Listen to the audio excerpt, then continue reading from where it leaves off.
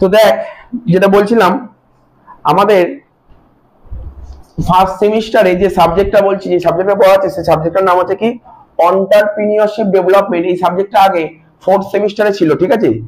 CBCS সিস্টেমে আগে এটা ফোর্থ সেমিস্টারে ছিল, এখন সেটা চলে এসেছে কোথায়? এখন সেটা চলে এসেছে তোর ফার্স্ট সেমিস্টারে চলে এসেছে, ঠিক আছে? আগে এটা ফোর্থ সেমিস্টারে ছিল, ওখান থেকে এখন ফার্স্ট সেমিস্টারে চলে এসেছে। সাবজেক্টের নাম কি বললাম? ইডি এন্টারপ্রেনিউরশিপ ডেভেলপমেন্ট, ঠিক আছে? এন্টারপ্রেনিউরশিপ ডেভেলপমেন্ট কি বললাম বুঝলি? আগে এটা ফোর্থ সেমিস্টারে ছিল, ওদের ইডি ছিল, ঠিক আছে? ইডি আর বিই, ইডি এন্টারপ্রেনিউরশিপ ডেভেলপমেন্ট, আর বিই ফুল ফর্ম হচ্ছে বিজনেস এথিক্স। হয়তো ওই সাবজেক্ট পরে আসবে, 8টা তো সেমিস্টার পড়তে হবে, কোনো না কোনো সেমিস্টারে ঢুকিয়ে দেবে, ঠিক আছে? তো এখন জানি না কোন সেমিস্টারে আসবে, তো আলাদা করে দিয়েছি ইডি এন্টারপ্রেনিউরশিপ ডেভেলপমেন্ট। এখন এই সাবজেক্টটা পড়বো। এই সাবজেক্টটা বেশি নেই, 4টে চ্যাপ্টার আছে মাত্র, ঠিক আছে? ফার্স্ট চ্যাপ্টারটা আজকে পড়াচ্ছি, ঠিক আছে? তো দেখ ফার্স্ট চ্যাপ্টারটা নোট তো লেখার কিছু নেই, নোট পিডিএফ পাঠিয়ে দিয়েছি, দেখেছিস তো? পিডিএফ পাঠিয়ে দিয়েছি, ওই পিডিএফটা তুই খুলতে পারিস। এখন যেটা পড়াবো পিডিএফটাই পড়াবো, ঠিক আছে? তো পিডিএফটাও খুলতে পারিস, ঠিক আছে? না তুই তোরটা নে, তুই তোর খাতাটা আমার খাতা লাগবে, আমার পিডিএফ আছে তো, ঠিক আছে? তো কাজ কর, আমি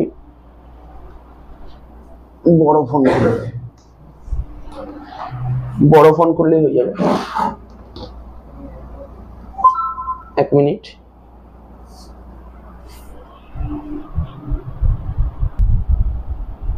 হ্যাঁ, যেটা বলছিলাম কি করছি, কনসেপ্ট অফ এন্টারপ্রেনিউরশিপ, ঠিক আছে? কি বললাম? কনসেপ্ট অফ এন্টারপ্রেনিউরশিপ, ঠিক আছে? এটাকে বলে এন্টারপ্রেনিউরশিপ, ঠিক আছে? ঠিক আছে, এন্ট্রা বলবি না, এন্টারপ্রেনিউরশিপ বলে, এন্টারপ্রেনিউরশিপ, ঠিক আছে? সব পড়বো, এই কথাটা কোথা থেকে এসছে, যেখান থেকে এসছে তার মানে কি, সব পড়তে হবে তোকে, ঠিক আছে? বলছে কি কনসেপ্ট অফ এন্টারপ্রেনিউরশিপ, দেখ পিডিএফ এর দিকে দেখা। বলছে এন্টারপ্রেনিউরশিপ কি? এন্টারপ্রেনিউরশিপ হচ্ছে একটা আইডিয়া, ঠিক আছে? What is entrepreneurship? এটা হচ্ছে এক ধরনের আইডিয়া নিশ্চয়ই বোঝাতে হবে না আইডিয়া জিনিসটা কি? এটা একটা আইডিয়া, ঠিক আছে? এন্টারপ্রেনিউরশিপ কি একটা কি? এটা হচ্ছে এক ধরনের আইডিয়া।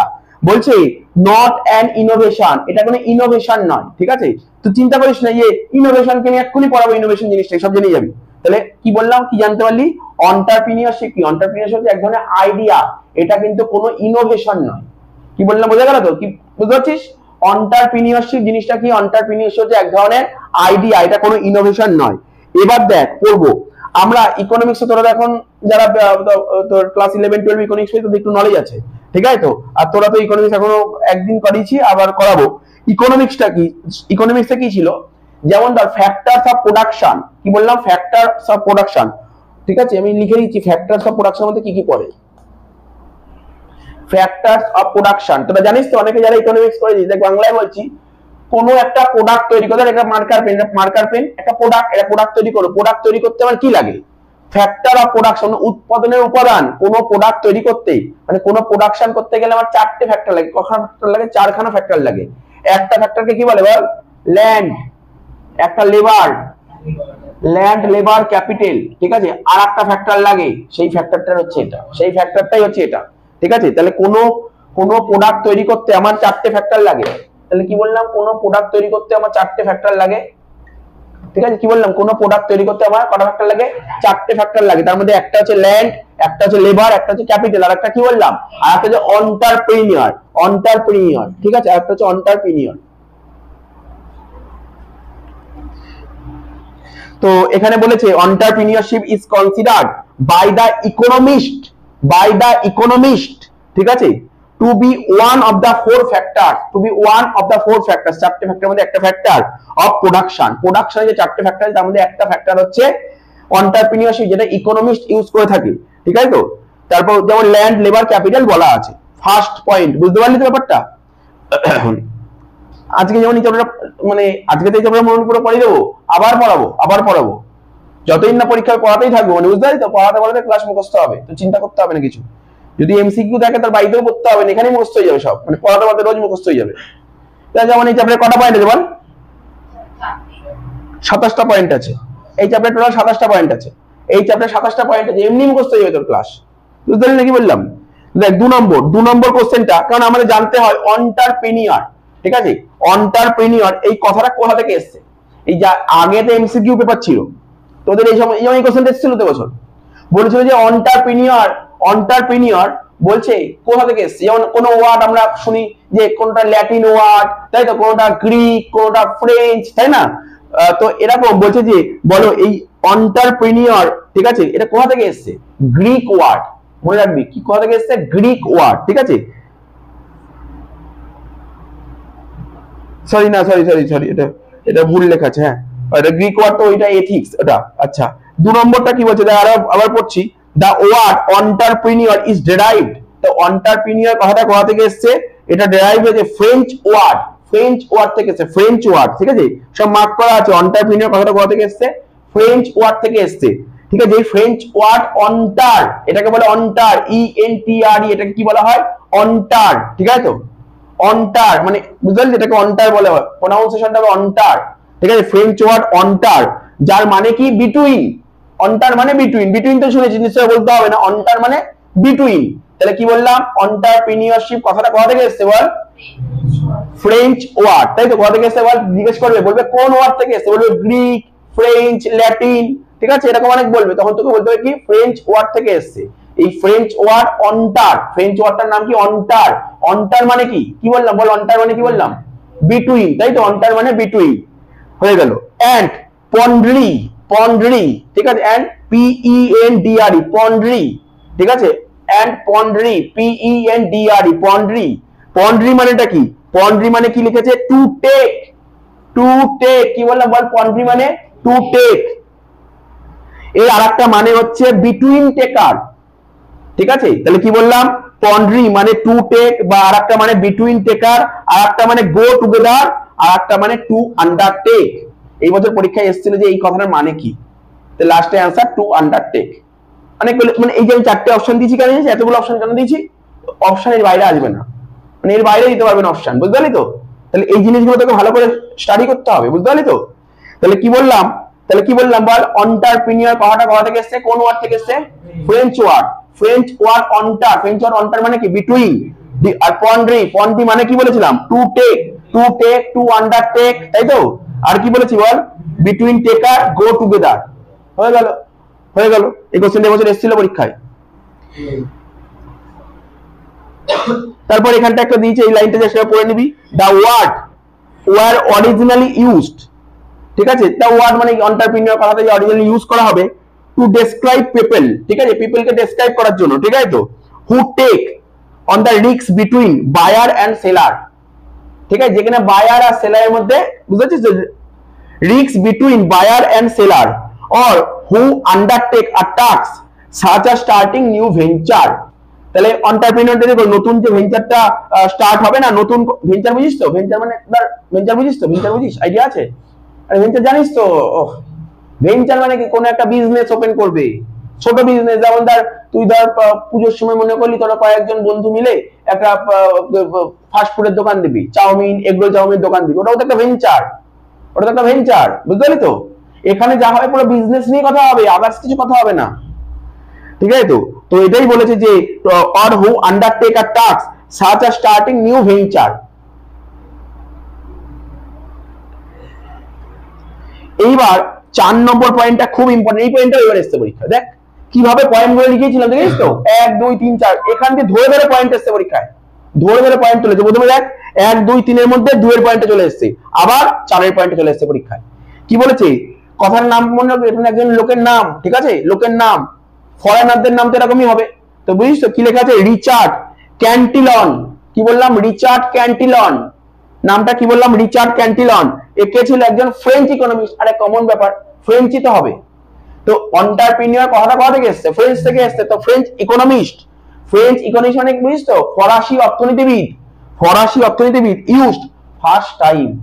তার মানে রিচার্ড ক্যান্টিলন ফ্রেঞ্চ ইকোনমিস্ট প্রথমবার কি করেছে? ইউজ করেছে। কোথায় ইউজ করেছে?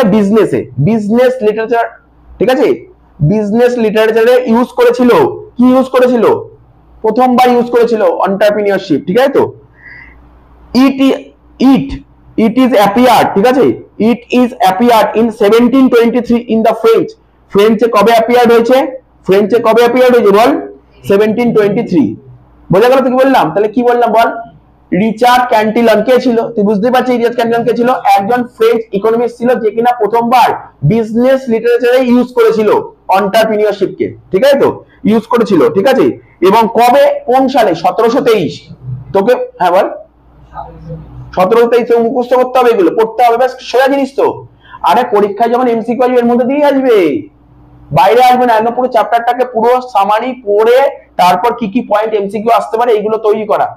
এর বাইরে আর আসবে না কোশ্চেন, এর বাইরে কখনো কোশ্চেন আসবে না। সুতরাং আগে কি করতি, 12 এ যখন বিজনেস স্টাডিজ পড়তে, কি ওই লাস্ট 15 সাল থেকে 22 সালে কি এসছে ওই এমসিকিউ গুলো পড়ে চলে যেতি। তো ওখানে কি আর পুরো বই তো পড়তি না, এখানে কি পুরো বই পড়তে হবে, পুরো বই। তোরা তোরাই কোথায় পড়লি?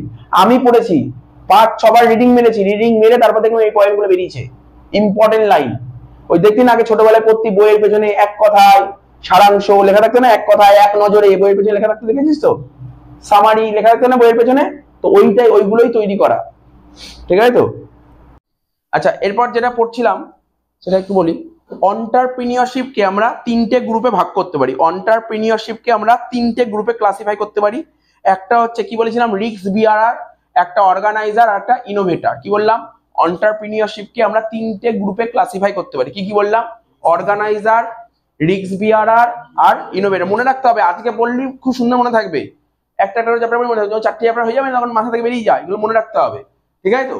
তাহলে কি বললাম, এন্টারপ্রেনিয়রকে আমরা 3টে গ্রুপে ক্লাসিফাই করতে পারি। একটা কি বললাম, অর্গানাইজার, ইনোভেটর আর রিস্ক বিয়ারার। হয়ে গেল। 6 নম্বর এন্টারপ্রেনিয়রশিপ, ঠিক আছে? দেখ দেখ এখানে না দুটো দুটো টার্ম বেরিয়ে আসে, একটা এন্টারপ্রেনিয়র আর একটা হচ্ছে ইন্ট্রাপ্রেনিয়র। এন্টারপ্রেনিয়র মানে কি আর ইন্ট্রাপ্রেনিয়র মানে কি, মানেটা বুঝতে হবে। এন্টারপ্রেনিয়র মানে কি আর ইন্ট্রাপ্রেনিয়র মানে কি? এখানে বলছে এন্টারপ্রেনিয়র মানে বলছে ওনার, মানে বুঝিস তো? ওনার মানে জানিস, তাই ওনার মানে জানিস, ওনার মানে কি? মালিক। তারপর ওন বস, ওন বস মানে বুঝতে পারছিস তো? এদেরকে বলা হয় এন্টারপ্রেনিয়র। তারপর টেক্স ওন ডিসিশন, এন্টারপ্রেনিয়র মানে যে নিজে ডিসিশন নিতে পারবে। ধর এন্টারপ্রেনিয়র কাকে বলছে, যে কোনো কিছু কাজে নিজে ডিসিশন নিতে পারবে। আচ্ছা বাপ, একটা কোম্পানিতে তুই ধর টিসিএস কোম্পানি চাকরি পেয়েছিস, তুই কি কোনো কিছুতে নিজে ডিসিশন নিতে পারবি না? তাহলে তুই কি এন্টারপ্রেনিয়র হলি? এন্টারপ্রেনিয়র কারা বুঝতে পারছিস তো? মানে একটা আইডিয়া, মালিক, ওন বস, যে ডিসিশন নিতে পারবে, ঠিক আছে তো? আর যার আনলিমিটেড ইনকাম থাকবে তাকে বলা হয় এন্টারপ্রেনিয়র, বুঝতে পারলি তো? আর যার আনলিমিটেড ইনকাম থাকবে, যে বিজনেস করে তার তো আনলিমিটেড ইনকাম থাকবে, তো বুঝতে পারছিস তো? তো দেখ, আর ইন্ট্রাপ্রেনিয়র মানে কি? পাতি কথা। আরে যে কর্মচারী তাকে বলা হয় ইন্ট্রাপ্রেনিয়র, ইন্ট্রা, INTRA, ইন্ট্রাপ্রেনিয়র। অর্থাৎ যে এমপ্লয়ার, ঠিক আছে? আর স্যালারি কারা পায়? যারা স্যালারিড পার্সন, এমপ্লয়াররা, ঠিক আছে? আচ্ছা এখানে এমপ্লয়ার লেখা যায় না, এটা এমপ্লয়ি, এমপ্লয়ার মানে তো মালিক, এমপ্লয়ি। তারপর স্যালারিড পার্সন, এক্সিকিউটিভ ডিসিশন নিতে পারে, যারা যারা এক্সিকিউটিভ ডিসিশন গুলো নিতে পারবে। আর যাদের ইনকাম থাকবে কি? Limited income. যাদের ইনকাম হবে কি? লিমিটেড ইনকাম, ঠিক আছে? যাদের ইনকাম কি হবে? যাদের ইনকাম হবে লিমিটেড ইনকাম, তাদেরকে বলতে পারি আমরা এন্টারপ্রেনিয়রশিপ, ঠিক আছে? এন্টারপ্রেনিয়রশিপ। আর সরি, ইন্টারপ্রেনিয়রশিপ। এন্টারপ্রেনিয়রশিপের মধ্যে কারা কারা পড়ছে? Owner, own boss, takes own decision আর আনলিমিটেড ইনকাম। আর ইন্টারপ্রেনিয়রের মধ্যে পড়ছে এমপ্লয়ি, স্যালারিড পার্সনের মধ্যে পড়ছে স্যালারিড পার্সন, এক্সিকিউটিভ ডিসিশন নিতে পারবে, আর যাদের লিমিটেড ইনকাম থাকবে তারা হচ্ছে ইন্ট্রাপ্রেনিয়র। এবার একজন ভদ্রলোকের নাম আছে, এটা ইকোনমিক্সেরই কথা, ইকোনমিক্সেই আছে আমাদের, জোসেফ স্কাম্পটার। জোসেফ স্কাম্পটার, কি বললাম? জোসেফ স্কাম্পটার, ঠিক আছে তো? ইনি কি বলেছিল? ইনি কি বলেছিল? কারণ এরকম পরীক্ষায় কোশ্চেন দেয়, বলবে যে এই উক্তিটা কে করেছিল, ঠিক আছে? বা ইনি কি বলেছিল, তো মাথায় রাখতে হবে। বলছে কি জোসেফ স্কাম্পটার। আমি কি বললাম বারবার, কি বলছিলাম? আমরা ইকোনমিক্সে পড়েছি বলছিলাম না? তার মানে কি ইকোনমিক্সে পড়েছি মানে সে কে হবে? ইকোনমিস্ট হবে। ইকোনমিস্ট হয় মানে অর্থনীতিবিদ। ইনি কি বলেছিল? বলছে entrepreneurship as a process of creative of destruction. ইনি এই কথাটা ইনিই বলেছিল, এন্টারপ্রেনিয়রশিপ হচ্ছে একটা process creative of destruction. Creative destruction থিওরিটা ইনিই বলেছিল, ঠিক আছে? এন্টারপ্রেনিয়রশিপ হচ্ছে একটা প্রসেস, ক্রিয়েটিভ ডিস্ট্রাকশনের একটা প্রসেস হচ্ছে তোমার এন্টারপ্রেনিয়রশিপ, যেটা কিনা কে বলেছিল? জোসেফ স্কাম্পটার। এবার আমরা পড়বো ইনোভেশন। আমরা আগে কিছুক্ষণ আগে বললাম ইনোভেশন কিন্তু ঠিক আছে, ইনোভেশনটা মানে এন্টারপ্রেনিউরশিপ একটা আইডিয়া, ইনোভেশন নয়। তাহলে ইনোভেশনটা কি? ইনোভেশন হচ্ছে is not a element of entrepreneurship. তাহলে বলে দিয়েছে ইনোভেশন কখনোই এন্টারপ্রেনিউরশিপের এলিমেন্ট নয়। ইনোভেশন কিন্তু এন্টারপ্রেনিউরশিপের এলিমেন্ট নয়। তাহলে বুঝতে পারছিস? বোঝ, ইনোভেশন কিন্তু এন্টারপ্রেনিউরশিপ নয়। ইনোভেশন এন্টারপ্রেনিউরশিপ নয়। এখনই আসবে, এক্সাম্পলে চলে আসবে ইনোভেশন জিনিসটা কি। ইনোভেশন এন্টারপ্রেনিউরশিপ নয়, মানে এর এলিমেন্ট নয়। বলছে কি the determinant of entrepreneurship divided into 3 categories. ঠিক আছে, এন্টারপ্রেনিউরশিপের ডিটারমিনেন্ট গুলোকে আমরা 3টে ক্যাটাগরিতে ভাগ করতে পারি। এন্টারপ্রেনিউরশিপের ডিটারমিনেন্ট গুলোকে, ঠিক আছে, অর্থাৎ এন্টারপ্রেনিউরশিপ কি কি বিষয়ের উপর ডিপেন্ড করে, ডিটারমাইন করে, এটা আমরা 3টে জিনিসের উপর ভাগ করতে পারি। একটা কি পার্সোনাল লেভেল ফ্যাক্টর, একটা হচ্ছে সোশ্যাল লেভেল ফ্যাক্টর, আর একটা হচ্ছে ইকোনমি লেভেল ফ্যাক্টর। কি কি বললাম? একটা পার্সোনাল লেভেল ফ্যাক্টর, একটা ইকোনমি লেভেল ফ্যাক্টর, একটা social level factor. Personal level factor মধ্যে কি কি পড়বে? অ্যাচিভমেন্ট, অ্যাচিভমেন্ট, কোনো কিছুকে অ্যাচিভ করবি, ঠিক আছে। তারপর পার্সোনালিটি, ঠিক আছে, কি বললাম? পার্সোনালিটি পড়বে। তারপর কি পড়বে? কন্ট্রোল পড়বে। তাহলে কি বললাম? অ্যাচিভমেন্ট পড়বে, পার্সোনালিটি পড়বে, আর কন্ট্রোল পড়বে, ঠিক আছে। বাট নট ফ্যামিলি ব্যাকগ্রাউন্ড, এগুলো মাথায় রাখতে হবে, কোনো ফ্যামিলি ব্যাকগ্রাউন্ড হবে না, ঠিক আছে। তাহলে এই যে পার্সোনাল ফ্যাক্টর গুলো হবে, তার মধ্যে কোনো ফ্যামিলি ব্যাকগ্রাউন্ড, ফ্যামিলি রিলেটেড কিছু হবে না, ফ্যামিলি রিলেটেড কিছু হবে না। Achievement, personality, control. আর সোশ্যাল লেভেল ফ্যাক্টরের মধ্যে কি কি পড়বে? এডুকেশনাল সিস্টেম, ঠিক আছে। তো ইকোনমিক লেভেল ফ্যাক্টরের কোনো এক্সাম্পল দিইনি। এইবার আমি তোদের বলছি, এটা এটা জেনে রাখ, পড়তে পড়তে বলছি।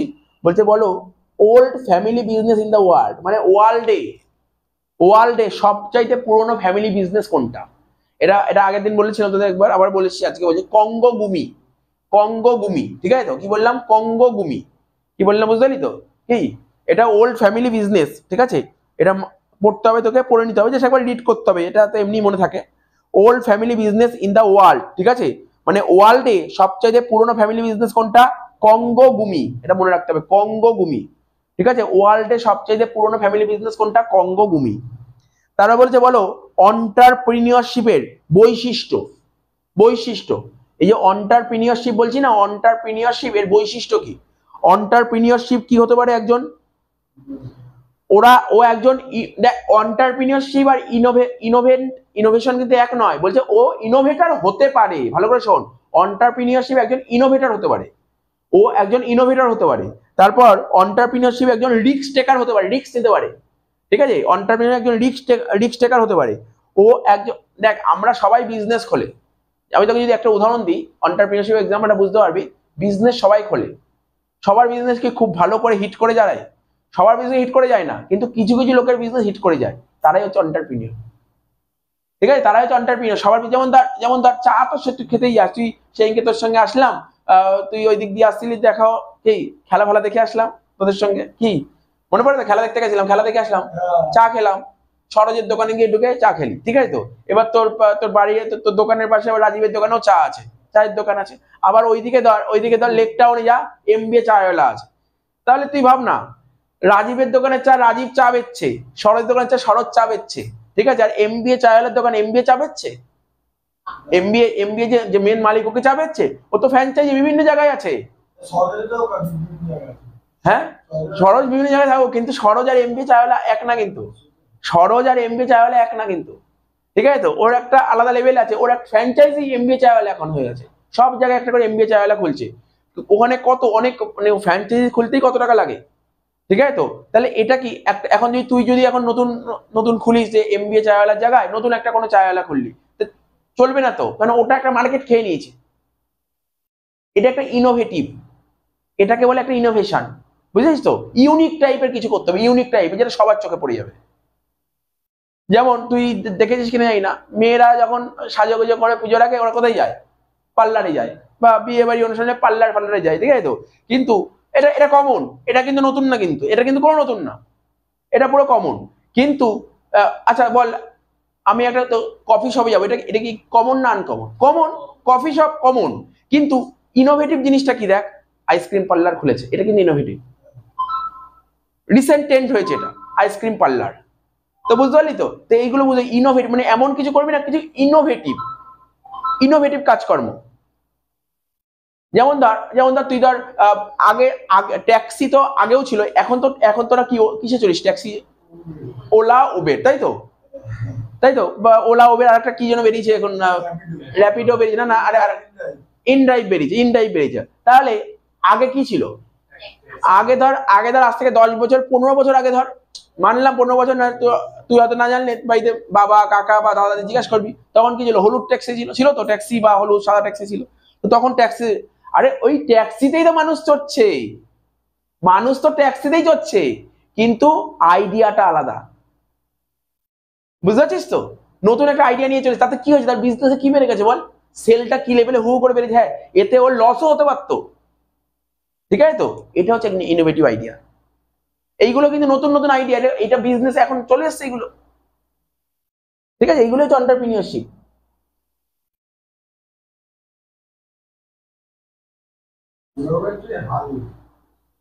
হ্যাঁ, কোনটা?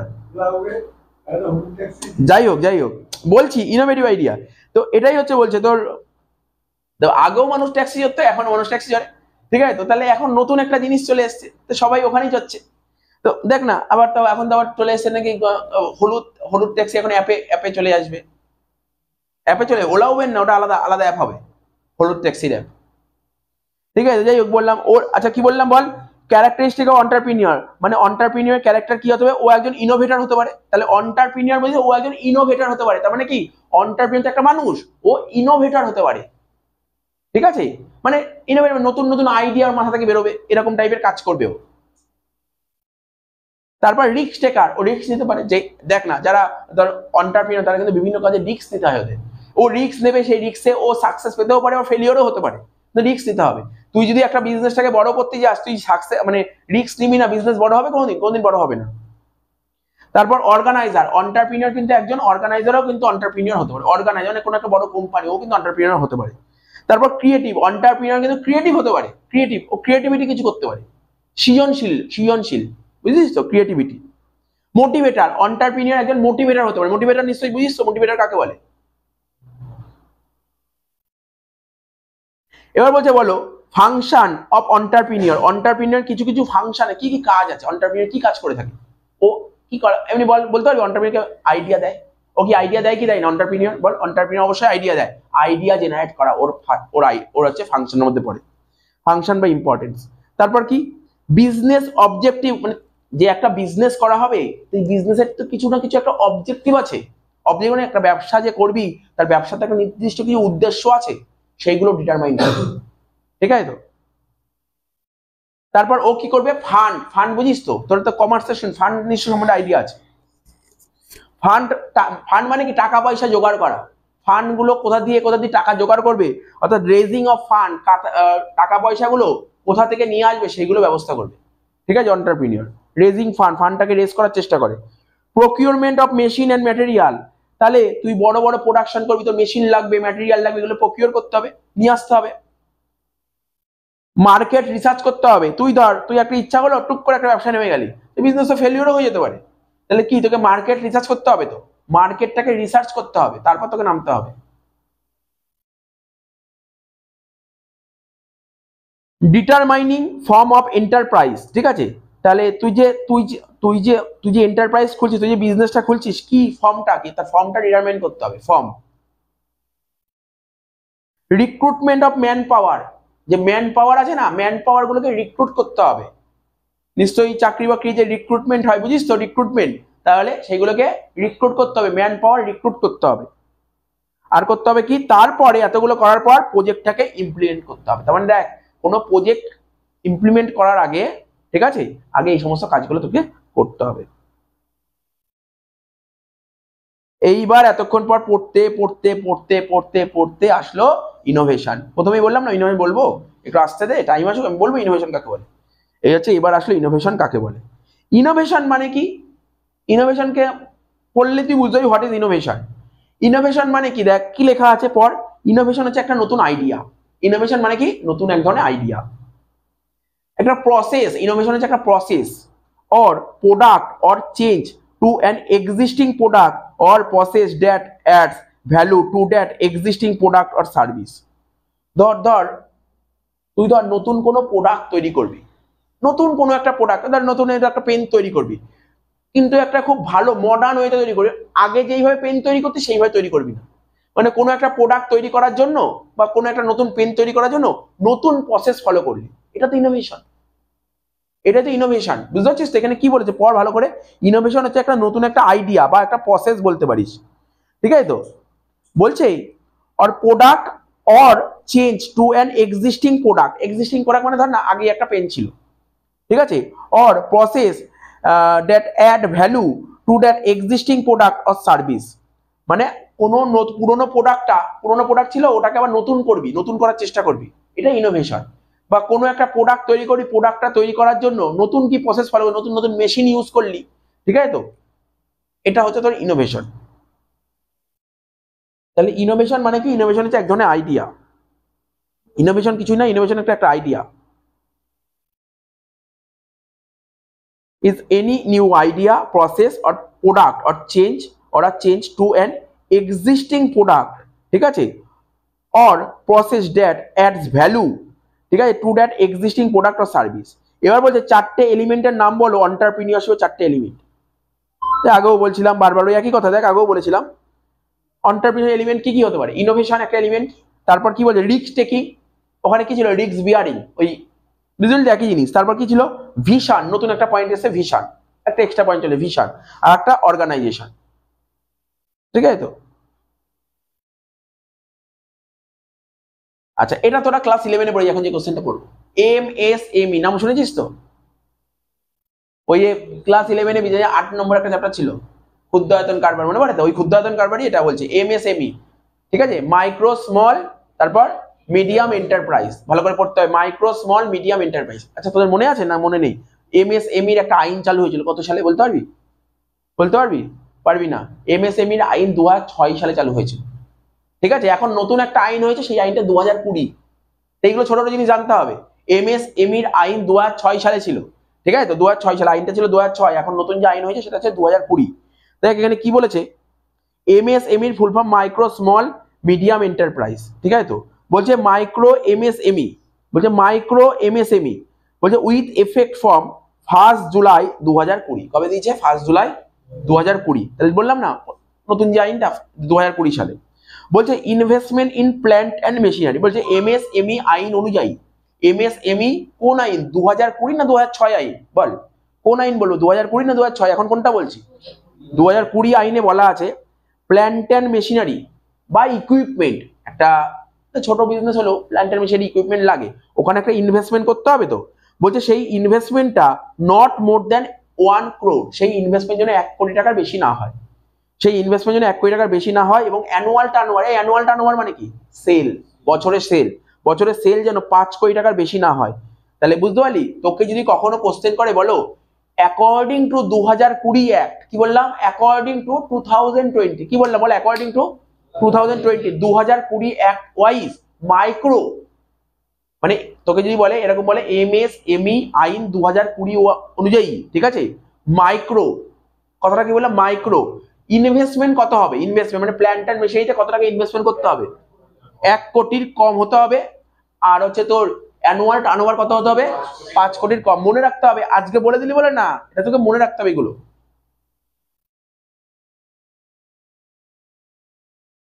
আর ক্রিয়েটিভিটি মানে আমি কি, আচ্ছা এতক্ষণ ধরে বললাম তো ক্রিয়েটিভিটি মানে জিনিসটা কি? মানে এই জিনিসটা কি ক্রিয়েটিভিটি মানে কি? মানে কি বলো, নতুন কিছু করা। এখানে কি বলছে thinking new things, sorry creativity মানে হচ্ছে থিঙ্কিং মানে নতুন কিছু ভাবা, নতুন কিছু করা না। এই যে ক্রিয়েটিভিটি মানে হচ্ছে নতুন কিছু ভাবা। কি বললাম বল? নতুন কিছু, এখন বলছি যে কোনো জিনিস ভাবতে পারিস, নতুনত্ব কিছু ভাববি, আরে ভালো জিনিস ভাববি, নতুন ভালো ভালো জিনিস কিছু ভাববি, নতুন কিছু ভাবা, বুঝতে পারলি তো? ক্রিয়েটিভিটি মানে কি বললাম বল? ভাবা। ক্রিয়েটিভিটি, তাই না? ওর মধ্যে একটা ক্রিয়েটিভিটি আছে। তাহলে ক্রিয়েটিভিটি কি মনে হচ্ছে তোর? মানেটা কি হচ্ছে, কি বলতে পারবি?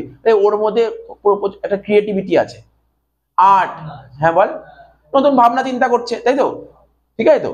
তাহলে কি বললাম? ক্রিয়েটিভিটি মানে কি বললাম? থিঙ্কিং নিউ থিংস, নতুন কিছু ভাবা, ঠিক আছে?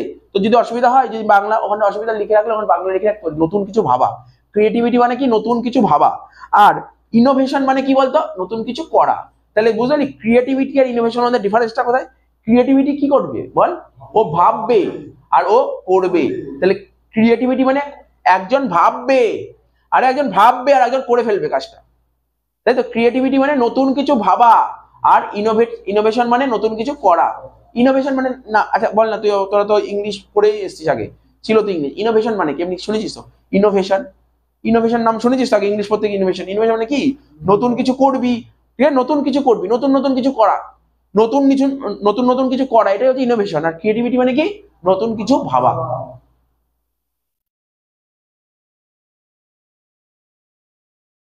এবার বলছে অন্টারপ্রিনিয়রশিপ কি? Creating value in the market place. তাহলে অন্টারপ্রিনিয়রটা কি করে? বলছে মার্কেটে ভ্যালু ক্রিয়েট করা, মার্কেটে ভ্যালু ক্রিয়েট করা হচ্ছে অন্টারপ্রিনিয়রশিপ।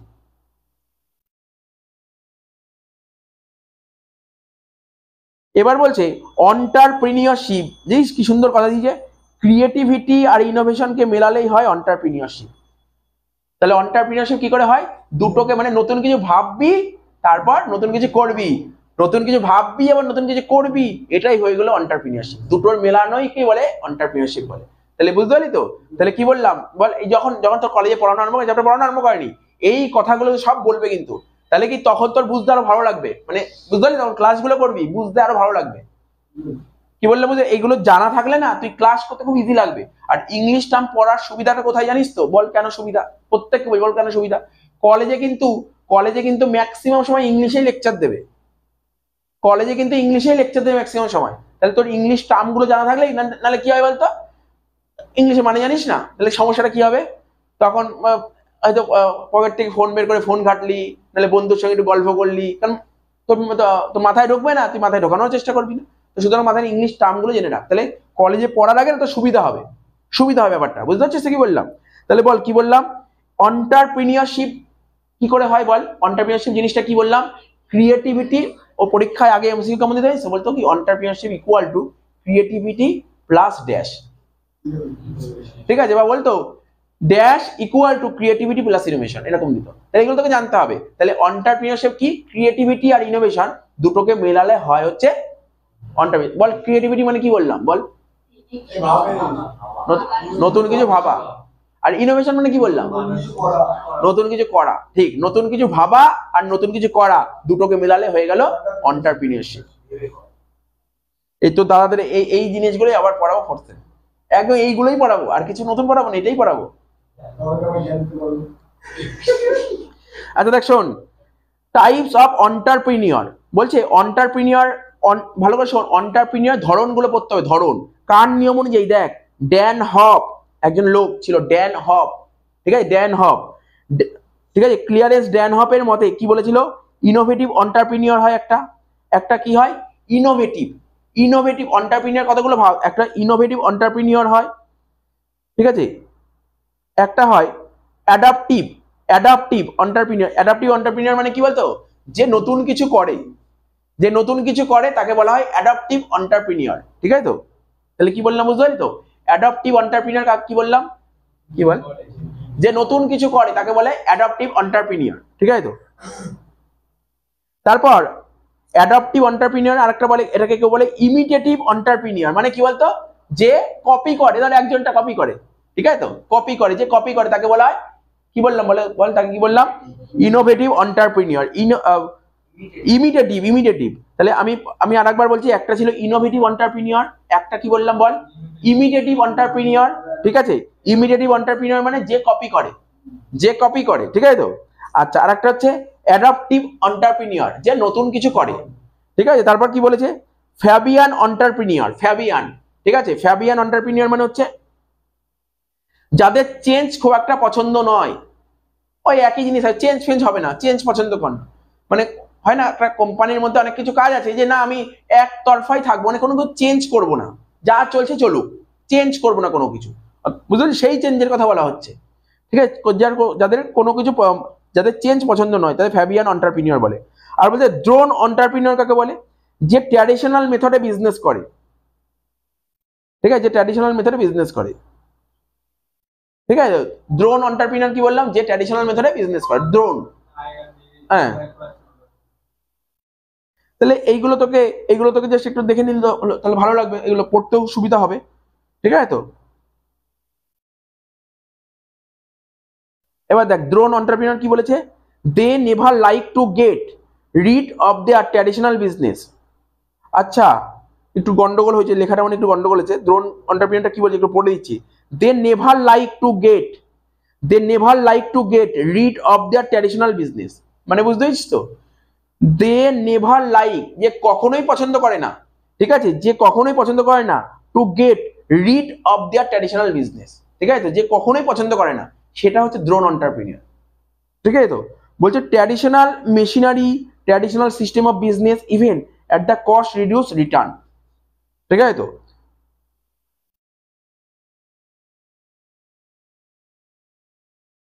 এইবার দেখ কি বলেছে, 23 নম্বরটা বলেছে কোপ্রিনিয়ারশিপ, ঠিক আছে, কোপ্রিনিয়ারশিপ, ঠিক আছে। এরপরে বলেছে কি কোপ্রিনিয়ারশিপ, ঠিক আছে। এরপরে বলেছে তোর কোপ্রিনিয়ারশিপ, বলছে ইজ আ টার্ম, এটা একটা টার্ম, এটা একটা টার্ম, কোপ্রিনিয়ারশিপ হচ্ছে একটা টার্ম, যেটা কি করে বলছে ইউজ টু ডেসক্রাইব, এটা ডেসক্রাইব করে আর situation where the husband and wife manage the same company.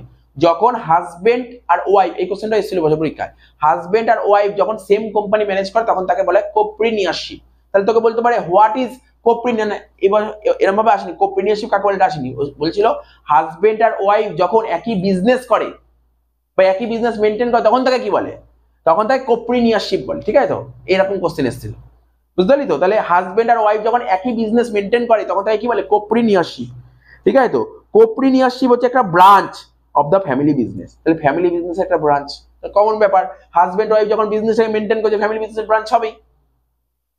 24 নম্বর কি বলেছে, ইন্টারপ্রিনিয়র, এই কিছুক্ষণ আগেই বলেছে ইন্টারপ্রিনিয়র, মনে পড়ে তো, যে ধর যার ইনকাম লিমিটেড, যার ইনকাম লিমিটেড হয়, যে কোম্পানির এমপ্লয়ি, ঠিক আছে তো, বলেছিলাম তো, স্যালারি এমপ্লয়ি।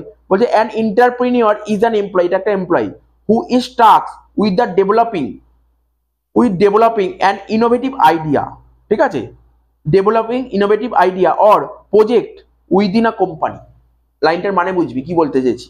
বলছে এন্টারপ্রেনিউর হলো যে তোমার কাছে কাজ করে, এন্টারপ্রেনিউর মানে কি বললাম, ধর যে তোর কাছে কাজ করবে, এন্টারপ্রেনিউর কে, যে তোর কাছে কাজ করছে, ঠিক আছে তো, যে তোর কাছে কাজ করছে এবং তোর এমপ্লয়ি, তোর কাছে কাজ করবে তোর এমপ্লয়ি, এবার তুই তোর এমপ্লয়িকে ডেকেছিস যে শোনো যাও নতুন কিছু করো বা নতুন কিছু করে দেখাও, কি বললাম বুঝলি। আর এটাই হচ্ছে এন্টারপ্রেনিউরের কাজ, যখনই ও বলতে পারবে না এমপ্লয়িদের, তাহলে ওর বিজনেস আরো তাড়াতাড়ি গ্রো হবে, নতুন কিছু করে দেখাও। তাই লেখা আছে এন্টারপ্রেনিউর হলো যে তোমার কাছে কাজ করে, অর্থাৎ তোমার এমপ্লয়ি, আর তুমি তোমার এমপ্লয়িকে একটা প্রজেক্ট দিয়েছো, যাও, ঠিক আছে, প্রজেক্ট দিয়ে যাও যে তুমি নতুন কিছু করো, তুমি নতুন কিছু করো, বুঝতে পারছি, এটা হচ্ছে এন্টারপ্রেনিউর। তাহলে বুঝতে পারছিস তো, এটা এটা বলেছে। 25 নম্বর কি বলেছে, সেজ এর ফুল ফর্ম শোন, এই কোশ্চেনটা বছর পরীক্ষা এসেছিল। সেজ এর ফুল ফর্ম হচ্ছে স্পেশাল ইকোনমিক জোন। কি বললাম, অ্যাকচুয়ালি ইকোনমিক্স যদি হতো তাহলে ইকোনমিক্স এই কোশ্চেন দেয়, স্পেশাল ইকোনমিক জোন কোথায় অবস্থিত, ভারতের কোথায় আছে, সেজ প্রথম কোথায় হয়েছিল, ইন্ডোরে। ইন্ডোর নাম শুনেছিস তো, ইন্ডোর INDOR, ইন্ডোর, ঠিক আছে তো। আর special economic zone, SEZ is an area, এটা একটা এরিয়া, সেজ হচ্ছে একটা জায়গা, এরিয়া, ঠিক আছে, ইন আ কান্ট্রি, সেজ হচ্ছে একটা কান্ট্রির একটা এরিয়া, ঠিক আছে তো। That are subject to different economic regulation, কি বললাম, ডিফারেন্ট ইকোনমিক রেগুলেশন, মানে অ্যাকচুয়ালি কি বল, সেজ কোন জায়গার বল, যারা অর্থনীতির দিক থেকে অনেকটা পিছিয়ে থাকে ওই এরিয়াগুলোকে সেজ বলা হয়, ঠিক আছে তো। Subject to different economic regulation than other region with the same country, ঠিক আছে তো। ডিফারেন্ট ইকোনমিক রেগুলেশন, ঠিক আছে, ডিফারেন্ট ইকোনমিক রেগুলেশন, দেশের অন্যান্য জায়গার তুলনায় এদের ডিফারেন্ট ইকোনমিক রেগুলেশন হচ্ছে, ঠিক আছে তো। The economic regulation of special economic zone tend to be conductive to and attract foreign direct investment.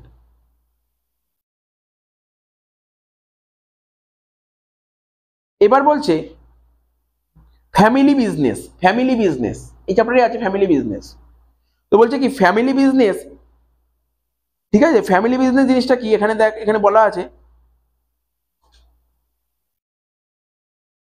Family বিজনেসটা কি বলতো, যেখানে মা বাবা ভাই বোন সবাই মিলে বিজনেস করে, ওটাই ফ্যামিলি বিজনেস, এটাই ফ্যামিলি বিজনেস, এটাও এসেছিল বসে কোশ্চেন, মানে কত কোশ্চেন ইম্পর্টেন্ট কোশ্চেন সব দিয়ে দিয়েছিল কোশ্চেনগুলো, যেখানে মা বাবা ভাই বোন সবাই মিলে বিজনেস করে তাকে ফ্যামিলি বিজনেস বলছে। Family business play a pivotal role in the Indian economy, ঠিক আছে, through their contribution to the country business growth and stability. Family business in India account for hoping 79% of the national GDP, national জিডিপির 79% family business. বলছে family বিজনেসের কি কি সমস্যা হতে পারে, বলতে পারি ফ্যামিলি বিজনেস কি কি সমস্যা হতে পারে, ফ্যামিলি বিজনেস করলে অসুবিধা কি হতে পারে, কি প্রবলেম কি হতে পারে ফ্যামিলি বিজনেস, কমন ব্যাপার। ধর না তুই আর তোর দাদা তো মিলে একটা ফ্যামিলি বিজনেস, ঝামেলা কি হতে পারে? না ফ্যামিলি বিজনেস, বিজনেস তো না, বিজনেস ওটা বলছি। ধর আমি বললাম একটা ভালো পয়েন্ট বললো অমত, ভালো পয়েন্ট অমত। ফ্যামিলি বিজনেস কি হতে পারে? কনফ্লিক্ট হতে পারে, কনফ্লিক্ট। কনফ্লিক্ট মানে কি, যারা ফ্যামিলি বিজনেস করছে না যে মেম্বার, তাদের মধ্যে একটা ঝামেলা বাঁধতে পারে। ধর তুই এক কথা বললি, ও তোর সঙ্গে মানে ধর আরেকজন যে তোর মত দিল না, ঠিক আছে, তো এখানে বলছে কনফ্লিক্ট হতে পারে। তারপর বলছে কি মিসআন্ডারস্ট্যান্ডিং হতে পারে। তুই এক কথা বলছি, ও ওই কথাটা সাই দিল না, ঠিক আছে, মিসআন্ডারস্ট্যান্ডিং হতে পারে। তারপর বলছে মিসম্যাচ অফ পার্সোনালিটি, দুজনের পার্সোনালিটি আলাদা হতে পারে, তোর পার্সোনালিটি যা ওর পার্সোনালিটি আলাদা হতেই পারে, এর জন্য ঝামেলা হতে পারে। তাই ল্যাক অফ প্রফেশনাল ম্যানেজমেন্ট, মানে অ্যাকচুয়ালি ফ্যামিলি বিজনেস মেনটেন করা কি ফ্যামিলির লোকরাই মেনটেন করবে, তাহলে কোনো প্রফেশনাল লোক ম্যানেজ করছে না। আর একটা কি হতো সিবলিং রাইভালরি, সিবলিং রাইভালরি মানে ধর বুঝতেই পারছিস সিবলিং রাইভালরি হতে পারে। এক্ষেত্রে কি হয়, ধর সাপোজ ধর তোরা দুই ভাই, ঠিক আছে, তো দুই ভাই, এবার ধর দুই ভাই মিলে ফ্যামিলি বিজনেস করছিস, ফ্যামিলি বিজনেস, তো ধর তুই সারাক্ষণ বিয়ে শাদী করিসনি, সারাক্ষণ ধর খাচ্ছিস, সারাক্ষণ বিজনেস খাচ্ছিস। এবার দাদা কি করেছে, দাদা অত খাচ্ছে না, শুধু বৌদিকে নিয়ে ঘুরে বেড়াচ্ছে, ঠিক আছে, তো বা উল্টোও হতে পারে, দাদা সারাক্ষণ খেটে যাচ্ছে আর তুই একটা বাইক কিনেছিস, বাইক করে গার্লফ্রেন্ডকে নিয়ে ঘুরে বেড়াচ্ছিস, তো বুঝতে পারলি তো। তো এরকম হতে পারে, একটা ঝামেলা হতে পারে যে আমি সারাক্ষণ খাটবো আর তুই কেন কাজ করবি না। আচ্ছা তারপর বল, এটা আমি আগের দিন বলছিলাম, এটা আগের দিন বলেছিলাম, তো দেখো হাসি লাগছিল কথাটা শুনে। বলছে if you don't build your dream, ঠিক আছে, if you don't build your dream, ঠিক আছে, যদি তুমি তোমার স্বপ্নটাকে বিল্ড না করো, যদি তুমি তোমার স্বপ্ন মানে তোমার যে স্বপ্ন সেই স্বপ্নকে বিল্ড না করো, তাহলে কি হবে? বলছে সামওয়ান এলস, কেউ চলে আসবে, উইল হায়ার ইউ, তোমাকে হায়ার করে নিয়ে যাবে, তোমাকে ভাড়া করে নিয়ে যাবে, ঠিক আছে, to help them build theirs, ঠিক আছে, অর্থাৎ যদি হ্যাঁ তার স্বপ্ন পূরণের জন্য তোমাকে ভাড়া করে নিয়ে চলে যাবে, তার স্বপ্নকে সে পূরণ করে নেবে। এই কথাটা কে বলেছে? এই কথাটা বলেছিল, কি বলেছিলাম বল, ধীরুভাই আম্বানি, এটা বলেছিল ধীরুভাই আম্বানি। খুব ইম্পর্টেন্ট কোশ্চেন এটা, ঠিক আছে, তো তাহলে বুঝতে পারছি মোটামুটি একটু পড়ালাম, তারপর আবার পড়াবো এই চ্যাপ্টার, আবার একদিন পড়াবো, আবার কোনো একদিন পড়াবো, বলে দেবো, রেডি করে নিয়ে আবার মোটামুটি এই চ্যাপ্টার থেকে 90টা কোশ্চেন রেডি করবো, 27টা পয়েন্ট রেডি করেছিলাম, আবার 90টা পয়েন্ট রেডি করবো, 90টা পয়েন্ট রেডি হয়ে তারপর আবার একদিন পড়াবো। তার আগে তোরা এইগুলো ভালো করে একটু পড়ে নিবি, তাহলে সুবিধা হবে।